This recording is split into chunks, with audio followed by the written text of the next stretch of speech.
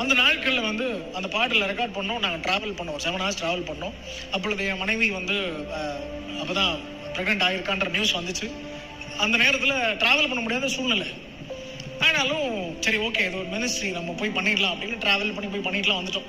அதுக்கப்புறம் 4 மாதம் bed return, படுத்த படுக்கையாக இருந்தான். அப்படியே கூட பக்கத்துலேயே இருந்து நான் கவனிக்க வேண்டிய சூழ்நிலை. 4 வருஷமாக பிள்ளை இல்லையன்றதை விட ஏன்டா பிள்ளைன்ற லெவலுக்கு ஆயிடுச்சு.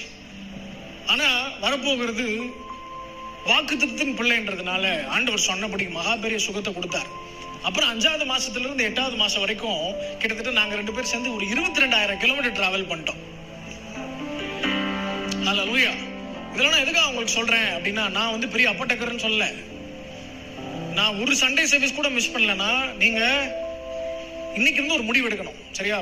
பேரண்ட்ஸ் எல்லாம் வந்து பிள்ளைகளை படிக்கணுன்றதுக்காக என்கரேஜ் பண்ணி ரொம்ப நீங்க அந்த அளவுக்கு என்கரேஜ் பண்றீங்களோ அதை விட 10 மடங்கு சொல்லுங்க தேவனுக்காக நீங்க நிக்கணும்னு சொல்லி. நான் வந்து ஃபாதர் கூட இருக்கும்போது நான் என்னோட யூஜி லாஸ்ட் செமஸ்டர் எழுதணும், ஒரு 5 எக்ஸாம் எழுதணும். அன்னைக்கு செங்கல்பட்டுல மீட்டிங், 5 எக்ஸாம் எழுதாம நான் மீட்டிங் போயிட்டேன். கடைசி செமஸ்டர் 1 வருஷம் அதுக்கப்புறம் சும்மா இருந்தேன். ஹல்லேலூயா. ஆனா எங்க குடும்பத்திலே ஃபர்ஸ்ட் PhD அப்ளை பண்ணது நான் தான். ஆண்டவர் உங்களை நோட் பண்ணிட்டே இருக்கிறார். எனக்காக நீ எந்த அளவுக்கு அடி எடுத்து வைக்கிற நான் பாக்குறேன், எனக்காக நீ எவ்வளவு வைராக்கியமா நிற்கிறேன்னு பார்த்துட்டே இருக்கிறார். நீங்க எடுத்து வைக்கிற ஒவ்வொரு முடிவுகளும் தேவனுக்காக வைராக்கியமா இருந்ததானால் அவர் உங்கள் பட்சத்துல நிற்பார். ஆமென். ஹல்லேலூயா.